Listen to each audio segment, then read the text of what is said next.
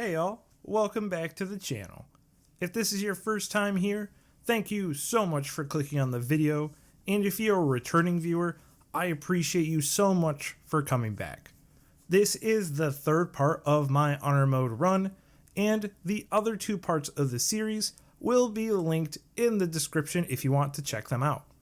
Part 1 does have the rules and party members set up, so if this is your first time checking out my channel, make sure you watch parts 1 and 2 before watching part 3. I promise the payoff will be worth it. And before we get into the video, I again wanted to apologize for the wait on this video.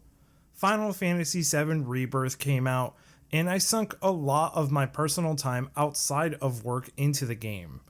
Final Fantasy is a super important series to me, especially Final Fantasy VII, so I wanted to enjoy the game without worrying about making YouTube videos on it or about anything related to trying to get a video out by a certain date. But I have beaten the game at this point and am ready to dive back into our Baldur's Gate 3 Honor Mode run. If you haven't subscribed to the channel yet, please make sure you do so, and if you do enjoy the video, please consider leaving a like. Both really do help out the channel, and honestly, the support I have been getting from this series is huge. I cannot thank you all enough for tuning into me being bad at video games, and we are trying to reach 500 subscribers for our next goal, and still trying to reach 10,000 by the end of the year, so please subscribe if you want to see my next content, which I will go over at the end of the video. Thank you so much for sticking with me. Let's get back into the run. Our party picks up where we had left off on our last adventure, the Shadowlands. This place is decrepit, and it feels like if we walk too far, something tugs on our chest, making it feel tight and unable to breathe. We decide it's a good idea to cast a light spell on us to make sure we can keep as much of the darkness as we can away. And as we venture forward, we see a party of people. We hide for a moment but are quickly found out by them. We come out to introduce ourselves to the group and let them know that we mean no harm. But when we do, one of them gets pulled away by the shadows. The shadows then attack us, and in an effort to stay together, we help the group fend off with no other casualties to speak of other than the poor, unfortunate soul who had been pulled away. The group then thanks us, introducing themselves as the Harpers. They point us to the direction of their camp, saying how it has special properties to keep the shadows away. Wanting to get out of the shadows, we make our way there as fast as we can run. But once we arrive at the camp, we are not met with a welcomed entrance. The leader of the group can sense our infection and does not trust us to be of our own will. With a little convincing from groups of people we had helped in the past, we are freed from the grasp that holds us. The leader then warns us that if we are truly infected, we will be shown no mercy and points us to the inn. We are to meet there so we can have a more in-depth conversation. But on our way to the inn, we see a familiar face. It's Daemon, so we rush to him and he greets us with glee. Karlach and I let him know we found another piece of infernal iron so that we can help Karlach's engine. He tells us to hand it over so we can get to work on the new upgrade for Karlach. After a bit, he returns with the upgrade and hands it over to Karlach so she can install the unit. Once the install is complete, Karlach is worried that the upgrade did not work, and to set her mind at ease, I pull her in and we embrace. Holding back tears, Karlach thanks us, but in an almost sinister twist, she whispers into our ear to meet back at camp. Before we could head out, Daemon warns us how the engine may be fixed for now, but the unit is not meant for this plane of existence. Sooner or later, Karlach will have to choose to stay here and die, or go back to the realm she came from. But Karlach, not wanting her fun to be spoiled, kinda just tells Daemon bunk to all of that, and we head back to camp anyway. Once in camp, Karlach and I talk for a bit and discuss our feelings for one another. This leads us to have a passionate night together, the first time Karlach has been able to touch another person for as long as she can remember.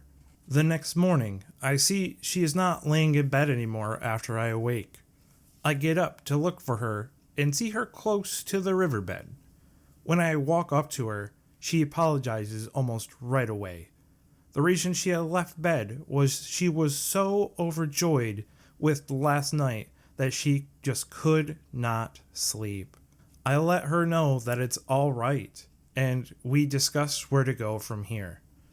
We talk about how we both want to be with one another, and before we leave camp, I let her know that I love her, and in an act of joy, she explodes and tells me that she loves me too. Karlach and I are now in a nice, loving relationship. Realizing we got distracted from the end goal we were given by the leader of the camp, we rush there right away. Once we enter the inn, we apologize, and the leader tells us not to worry about it, and just to drink what she has with her. She slides a cup of wine our way, and we notice that she is waiting for us to make the first move. Our intuition tells us that something is not right with this cup, and we go on and gently sniff the alcohol. We smell a slight aroma, one we have sensed before. It reminds us of a poison I had encountered long ago, a truth-like serum that makes it so if we lie, we get deathly sick. We talk for a moment, and she explains why she's being so cautious. A man named Ketheric Thorm is holding over this land, and he is a ruthless tyrant. She informs us how they had fought in the past, and she was sure she had killed him and does not know how or why he is back. But she wants our help in taking him down once again. Knowing the situation is dire, we agree to help, and the leader then finally introduces herself as Jaheira. She then tells us to head upstairs to speak with a cleric here. She has a way of making it so we do not get affected by the shadows in the more dim parts of the forest. We head upstairs to meet this cleric, and as we enter her room, we see her performing a ritual. A ritual of the moon, where the beauty of the moon is reflected on multiple mirrors towards this cleric. She spots us performing the ritual, and she kind of jabs at us how she was not expecting visitors. But after the playful jest, she introduces herself as Isabel. She already knows why we are here and starts to give us the moonwalking spell so we can walk in the dim parts of the shadows. But as she does, a man with wings of a crow crashes through the ceiling. Isabel, in a shock, screams out to him. He is a man named Marcus and was apparently a part of this group at the inn. He reaches out to us through our parasite, and we know in an instant that he cannot be trusted. He tells us we need to take Isabel to Ketheric alive, so we warn Isabel of the danger. Marcus, in a rage, calls us heretics, and he attacks the group to try to get to Isabel. But we will not have that, so we take a stand against this man, and with that, the fight is over in almost an instant. We have a couple of close calls with Isabel, and one of our party members does kind of trip on our own ice, but nevertheless, Isabel is safe. After checking on Isabel to see how she is doing, she tells us that she is fine and just needs a moment. So we go to check on the others in the inn, And as we walk around checking on everybody, we discover an injured man, and he looks as if he was injured before the attack that had just occurred. We talk to the Flaming Fist members around him, and he was attacked in the shadows. They aren't sure how he managed to survive, but he keeps mentioning this place called the Healing House. So we decided to make that our next goal for exploration. While Ketherick is a threat, if this happens to more of the inn, we are doomed. But when we try to leave, we get stopped by the Harpers. They have a plan to attack a convoy that is heading out, and they have this item called a moon lantern, and they want to take it.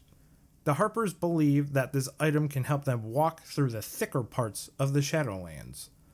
We reluctantly tag along as we do not want them to die. Once we reach our destination, we stake out the area until the convoy arrives.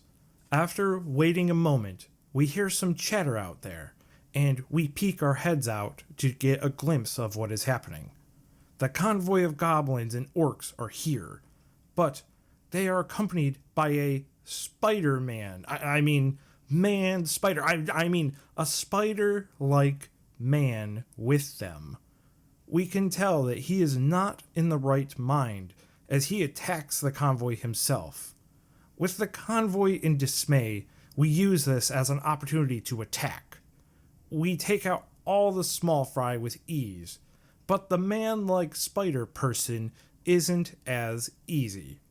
He continues to use a spell that makes him invulnerable to damage until his next move, so it's not hard, just a very long and annoying waiting game. After the fight, we see the moon lantern that the Harpers were talking about that was being held by the spider-like man person. It has a similar light to the moonwalking spell, so we pick it up off the ground so we can inspect it a little bit more. And when we do, a voice comes into our head. It's a pixie, and she is trying to tell us that if we let her out of this despicable lamp, that we'll be rewarded for our efforts.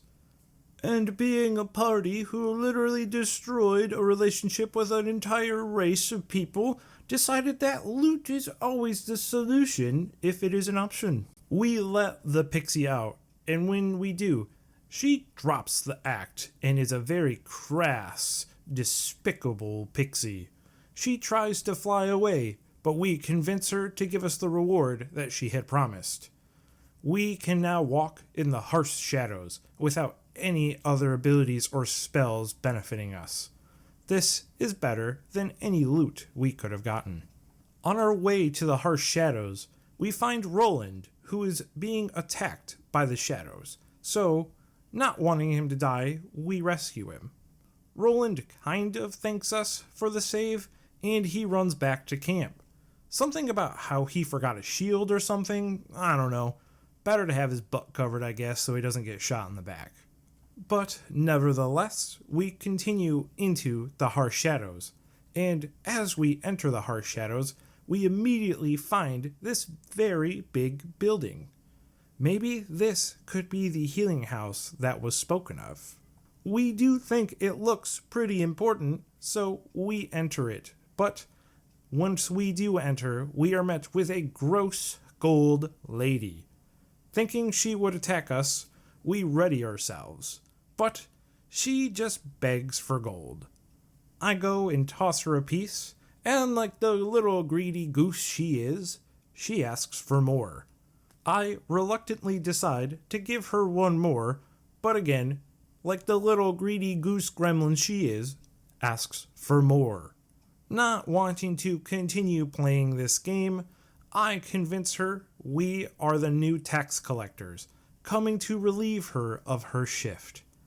This ends up working, and in a moment, she melts into a pile of gold. We loot the room of all the gold we can see, and, as said before, loot is on the top of the list. In doing this, we do get almost about 2,000 gold, so it is definitely worth it to look around. With our pockets now very full of stuff, we hobble over to another building. It looks to be like a tavern, but to some people, taverns can be like a healing house, so with no judgment, we go inside. Once we enter the building, we see a very puffed up man. Not wanting to get into any more trouble, we try to sneak out the back, but he does see us and he tells us to sit for a drink. Knowing that it's either this or a fight, we oblige. When I sit down, he pours a drink from this weird tube body part, and absolutely not drinking that, pretends to throw it in a plant instead of actually having to shove it down my mouth hole. This works for a few rounds, and once we pretend that we are satisfied, the man makes a weird sound. As we look at him, he starts to puff, puff, puff up, and then pops just like a balloon. Not wanting any of this mess or to be blamed for something that we totally didn't do, even though we totally did it, we quickly run to the exit. Continuing to run like school children late for the 6th time this month, we hide out in another building. And as we enter, the receptionist tells us that we need an appointment to go forward. But she also won't believe me when I point onto this sheet saying that I'm this random person that is suffering from an infection. So she will not let us pass. We have to use our good old trick, the get out of problems jail free card. After we can now finally take a breather, I read a sign on the wall that says Healing House. We have finally made it to our destination as completely planned, with no other issues or bodies to hide, just as always. We run down the main hall to see what awaits us, but when we open the door to the showing room, we see an extremely disturbing image. These nurses and a weird long-legged goblin man are slicing up this random man to bits. But the most wild part of all of this is that this is a seminar on how to relax a person. Knowing that this reason is just absolutely ludicrous, we interrupt them, trying to get their attention so we can either take them down or somehow trick them. This, however, does backfire on us. They think that we want to be demonstrated on, that we want to be the next ones soothed. With quick thinking, we convince them for a proper demonstration on themselves. This does work for the nurses, but when trying to tell the doctor man that it's his turn, he just says that it's our turn to be soothed, and it does start another fight. The fight itself is not hard, nor is it long. The only real annoyance is that he continues to revive the nurses, so I have to use will for crowd control instead of DPS as I normally do. One of the party members does go down to a high damage attack roll, but we take him out quickly after that. We, being the little rascals for loot that we are, decide to peek into the goblin doctor dude's pockets. And in there, we find some big ass loot that was just somehow stuffed inside this little tiny pocket. Very confused and tired, we decide to go back to the inn. Maybe this loot will be the key to wake up the man in the bed. I can always use it to wake him up with my impressive melodies. The man jolts awake and begs us to stop killing that random shadow creature. And, a little offended, we ask him if this is his loot. He states that it is, and as he takes it, he asks us if we know a man named Helson. Rolling our eyes, not wanting to talk to the weird bear man that won't stop following us, We reluctantly tell the man yes. The man begs us to bring Halsin to him, as he has important news for him.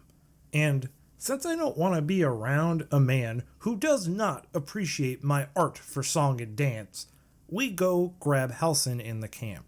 Once we enter camp, we do inform Halsin of the man. We tell him of how he is talking gibberish and how there is this shadow boy in the void. But once we mention the shadow boy, he bolts out of camp to go see the man at the inn. A little annoyed that nobody wants to talk to us, we follow Halsin to see what is going on at the inn and listen in on the conversation. Apparently, this kid is a god that is trapped in the shadow realm. The cursed woods. Halsin wants to create a portal to kind of take him out of that subspace and make sure that the boy is alright. Halsin then goes out back to start the ritual, and we follow him. We tell him how bad of an idea we think that this is, and he is convinced that this is the right move. We tell him that we would look over the portal, and he does warn us about the dangers of the portal, that we would have to keep it open for him so we can retrieve the boy. We tell him how it's no issue, and we are strong adventurers that can take out a few bad guys. Halsin then hops into the portal, and the enemies start to flood the area like it's no tomorrow. We have realized that this was a mistake, and now we have to clean up our mess. After a few minutes of screaming very loudly, running around, trying our best to keep the portal safe, Halsin runs out of the portal with the boy. The boy is gravely injured, so Halsin takes him back to camp to treat his wounds. We follow Halsin once again. We are a little annoyed of this cat and mouse chase, so we confront Halsin and want answers to what is happening to this boy. He informs us that this is the spirit of these woods, and when the curse took over it infected him and split him into two personalities. This is the good personality, and the bad spirit is still in the forest. In order to treat the boy, we need to find this other half and convince him to come over with us so they can merge into one being again. He informs us that his name is Oliver, and to be careful because he is a little bit mischievous. He can be found where flowers grow, where all else is dead. Remembering an area we saw on the way into the woods, we sprint there to get this quest over with as fast as possible, and so we can try to save this area from a despicable curse. We walk up to this decrepit shack with flowers bloomed all around it, and we do find Oliver almost immediately. He asks us right away to play a game with him before introductions, and we want to convince him to come with us, so we do try to act nice and play along with his game. After we say yes, he runs and turns invisible, but thankfully, we have a magic eye that can tell us where he is. We confront him, but he tells us that we still lose. He still wants to play, so he says he would give us another chance, and we again accept to get him on our side. But once the round starts, shadow creatures attack us. It seems as if Oliver does not want to go with us, and he knows of our plans. We take care of Oliver's shadow family, and he runs off into a portal. Needing him, we follow in behind. Once we pass through, we are met with a very angry Oliver. He tries to tell us how he just wants to play and be free, and that he does not like us trying to take his freedom away. Oliver then summons a lot of shadow clones of himself, sending them all to us to try to take us out. We manage to fend them off, slowly but surely, and once Oliver's powers run dry, we tell him the truth. We tell him how he is one of two people, that he needs to be reunited with his other self to be whole once more. Again, upset, he shouts about how he was abandoned. He created this family to never be alone, and so he could be free and play all day with his new family. We understand his anger, and we reason with him, telling him how it wasn't anyone's fault that this had happened, that the curse is to blame. But if he joins back with his true self, he will never be alone again, and he can finally have a true, real friend to play with. Oliver finally sees reason. He understands what is going on, and he finally agrees to follow us, happy to have a real friend again. Oliver goes back to the boy, happy to have someone to play with. Exhausted, we head back to camp once again to finally sleep, and once we awake, we can talk to this new version of this little kid god man. Once we talk to him, he informs us of the origin of this curse, that Ketheric needs to die in order for the land to be whole again. Knowing what needs to be done, we finally pack up and start to head to Moonrise Towers. When looking for the healing house, we did spot the Moonrise Towers in question. So, since we already know where it is, we head there not having any other loose ends that finally need to be tied down. To be able to gain access to the tower, we pose as cultists. They easily let us pass after they detect our brainworms. As we enter their dominion, we see Minthara, the drow we had spared in the goblin camp. She is under trial for her failure. We try to interfere here, but it is of little use. She is sentenced to torture and sent to the cells. Knowing what could be done to an integral part of taking down the Absolute, if we could get her on our side, we go after her. As we enter the cells, we see two cultists trying to rip her mind in two. We easily take them out in one swift motion, and then talk to Minthara to see how she is faring. She is confused and feeling betrayed. She wants our help to get out of this wretched place. We agree and escort her out. Along the way, we get questioned by a few guards, asking where we are taking her. We fool them by stating that she has been broken, and she is now just a mere thrall, so there is no real need to worry. And once we are finally out, Minthara asks if we have a camp, so she can collect her thoughts. We help escort her to camp, and we talk for a moment. We let her in our thoughts, and the relic breaks her from the control of the Absolute. In an instant, she understands what she has done and what has been done to her. She has been controlled, made to do these awful things in the name of the Absolute. She is full of remorse and apologizes to us to the things that she has done. She then asks if she can join our party to take down the Absolute once and for all with our help. But our party is full and we kind of just laugh it off and tell her, BRB for the moment. I honestly would love to have Minthara join the team, but I really just don't want to create a new character build. Since we still have a lot to work to do in Moonrise, we once again head back. Once inside, we remember we had to help the group of tieflings that were captured to get out of jail.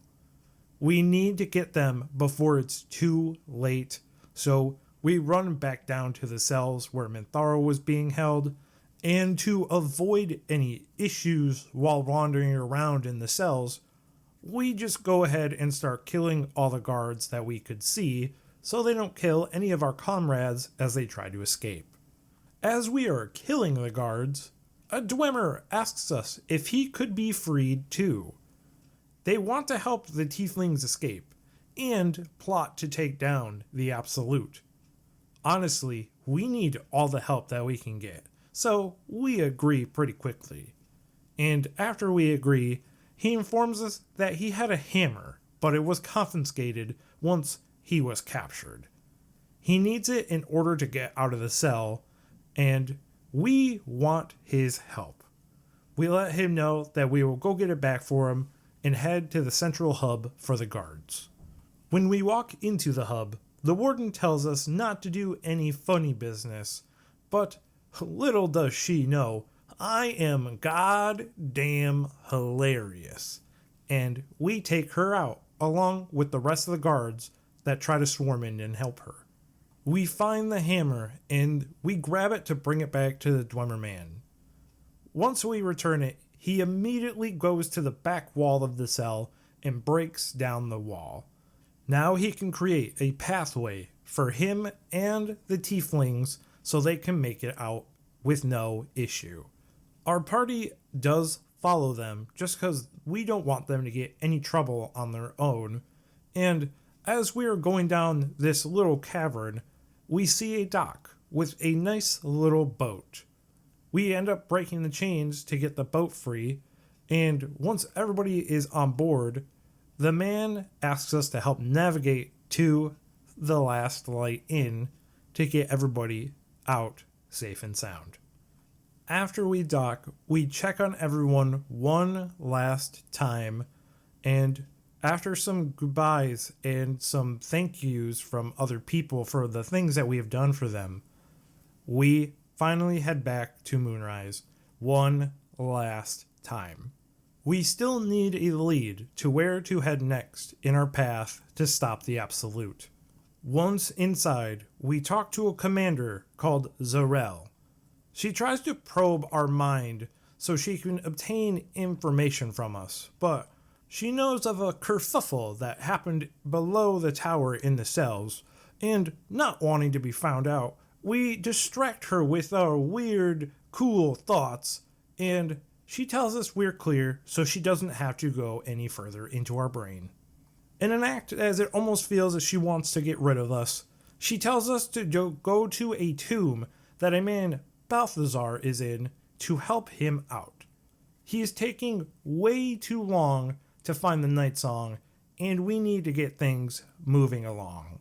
And honestly, not wanting to stay any longer and risk of being found out of why we are here, we immediately go to check the man's room to see if there are any clues that might help us as we go to this random tomb.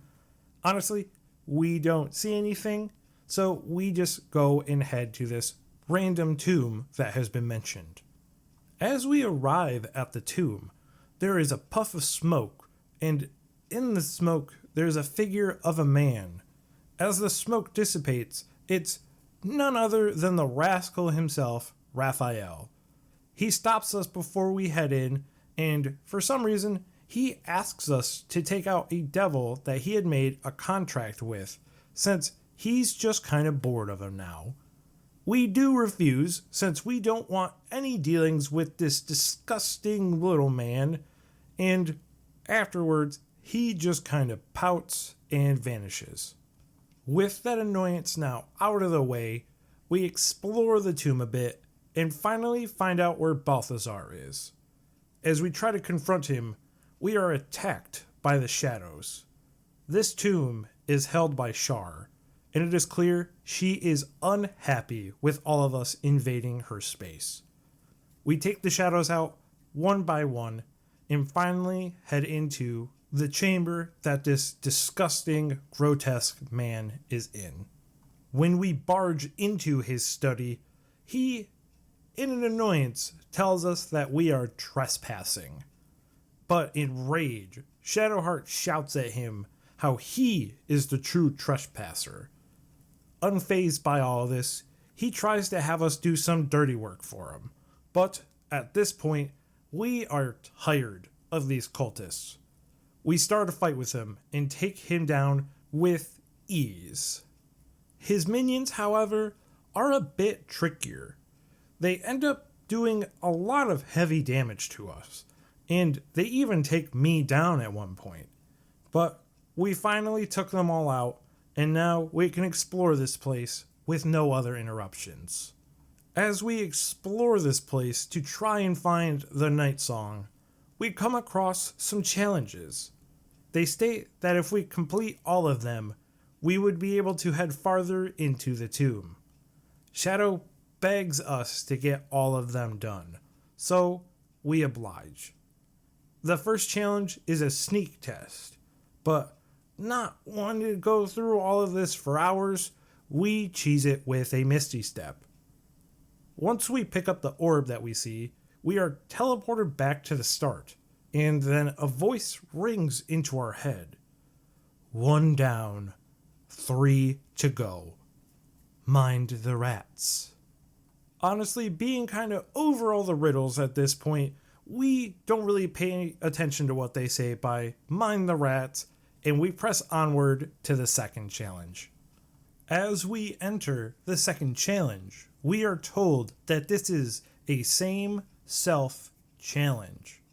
I assume that this means we would have to fight ourselves in some way. So, in a clever move, I tell the party to strip their equipment off.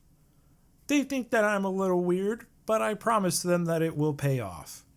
As we enter the trial, we put our equipment back on, and sure enough, I was correct.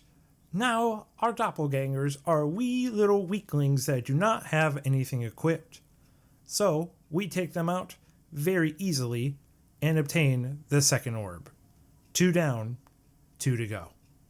We start to head down to the third trial, as the second 2 trials are down a flight of stairs. We talk to ourselves about how easy these challenges have been, and nothing can ever stop us now. But as we finally make it to the third challenge door, we enter the room and see a bottomless floor, and the trial rings through our head again. This is a safe step trial. One wrong move could mean death. Not wanting any of that garbage, we cheese the trial with Misty Step and take the third orb. We have 3 orbs down and we only need 1 more. Now, with only needing 1 more orb, we head down the hall to where we think the last trial would be. But as we enter, we are instead met with a library. We enter the room and take out all the pesky librarians that just want to shush us, and they don't even have any good book recommendations, so they deserved it, I promise. But after we take out one of the last librarians, we do see a shelf that does pique our interest a little bit. I walk up to it and grab a book that I definitely want to read, and I try to head to the checkout counter. I place the book on the checkout counter, and it just swallows it whole. As it swallows it whole, it opens a secret room filled with loot. A little annoyed I lost my new book that I was super ready to read, I head into the room and grab the rest of the gear and loot that is in the room. One of the pieces of gear ends up being a spear, and as we pick it up, a voice rings in Shadow's head. This is going to be used to take the life of the Night Song. Knowing how crazy Shadow can be for Shar, we leave her alone for right now, but we know we can reason with her later. Maybe. Hopefully. With no other rooms in sight, we wonder where to look for the last orb. While we are looking, we think about what rang in our heads as we started the trials. And as I'm thinking about the words, mind the rats, we hear some soft, squeaking noise from down below the chasm. Then it hits me. We have to go track down these rats. We run down the chasm as fast as we can, and as we enter the bottom floor of this cavern, we see a pentagram. We walk up to it, and as soon as we do, a rat appears as if he came out of nowhere, just a thin puff of smoke. We know this has Raphael written all over it, so we take out the rat, but as we do, we are swarmed with hundreds of them, and through a long and careful process, we take them all out. Once the last rat is taken out, a man pops into our view. We ask who he is, and enraged tells us how we had condemned him. This is a worshipper of Shar, and he was hiding from the devil that roams these halls. This must be the same devil that Raphael wanted us to take out. Knowing our best bet is to work with this devil instead of Raphael, we ended up taking out the Shar worshipper. Running around with fresh blood on our hands, and Shadow in the background constantly complaining to us since we just took out one of her kin, we explore the place a little bit more to see if we can find this devil and to see if there's anything we can do to help him try to escape Raphael. After a little bit of exploring, we do find him. We see a man that's more like a big red man, still a man, and on the ground next to him is the orb, the fourth and final orb we have been looking for. We go to talk to him and ask to see if we could have the orb because, finders keepers, no takesy backsies. But before we can even talk to him, he right away starts talking about how the song is gone, that the tune in his head is no longer ringing in his ear. Confused, we try to ask what he is talking about, but Raphael pops into the conversation. We can clearly tell how pissed Raphael is. Raphael tries to tell the devil that he broke the contract, and he needs to be put in a new one. We had inadvertently caused more harm than good. We try to apologize to the devil, but the devil, knowing he couldn't win against Raphael, agrees to this new contract. But he does agree to the contract on one stipulation: no more singing. After they vanish, we finally take the orb. We have all 4 orbs, and we can finally head to the inner sanctum. As we run to the inner sanctum, we hear Shadow talking to herself and mumbling under her breath. We know this is bad, and as we continue, there is this gorgeous pool in this nice little scenery of a shrine. Shadow stops in place to pray, and as she does, we invade her thoughts through our tadpole. Shar wants Shadowheart to kill the Night Song, and Shadow is going to do it. We break free from the thoughts of Shar and Shadow, and as we do, Shadow snaps at us. That was not for us to hear, she says. But we inform her that this is not the way, that this is wrong. And she reminds us of how many people we have killed to get to this point, and to not be a hypocrite. We try to talk her out of it, but it's just no use. For now, we continue downward, hoping we can convince her of how she's being used by this quote-unquote deity. We continue forward, and we finally see the most inner sanctum. And in the sanctum, we see a person being held by ghostly, gruely hands. This must be the Night Song.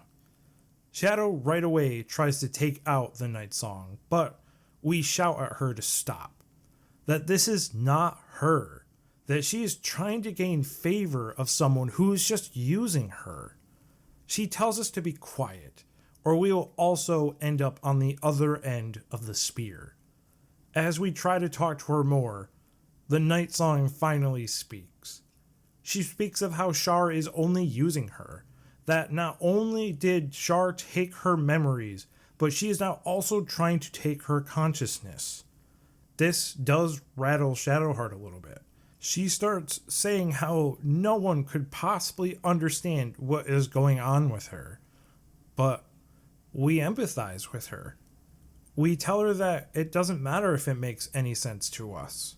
We just want her to choose for herself and not to have some random deity choose everything for her. Because if she does that, she will no longer be Shadowheart. She will never truly be herself again. Finally, scared of this ideal, she finally listens to reason and in a moment throws the spear off the cliff. Now with the Night Song truly free, the Night Song starts to chant and starts to hover in the air. As the chant goes on, we see this magnificent display of light and magic, and once the chant is finally over, she is adorned in a holy armor and beautiful white wings. Those do not look like the wings of a monster. Those are angels' wings. The Night Song then thanks us for what we have done, and now it is finally time to take our leave before the place comes down around us. It is finally time to take out the Absolute. We try to hurry out of the temple as Night Song flies out gracefully. We enter a portal that is ever so graciously placed in front of us to get out of this atrocious trap, and we see the Night Song fly overhead, clearing the land of the Shadow Curse for the moment. And in that moment, we know that this is finally it. This is finally time to take our stand, and we charge to Moonrise Towers, meeting up with the rest of the Harpers on the way. This is it. This is the penultimate battle. This is where we make it or we die trying. As we enter Moonrise Towers for the last time, Zarel calls out to us. She calls us a traitor, and that we will never make it past her. We take that challenge, and the fight then starts. This fight is an absolutely brutal one. Right away, Will tries to do an Eldritch Blast, but it is blocked by Zarel. This is a huge problem for us, so we focus all of our efforts onto Zarel.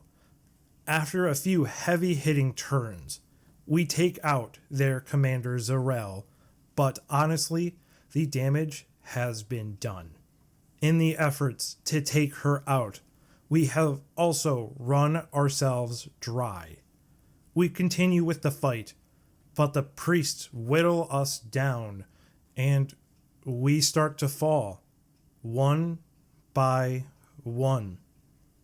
Shadowheart and Karlach go down first, and even though Will and myself do our best, we soon fall afterward. Even though that we had tried our best, we have failed in our mission. We have been defeated.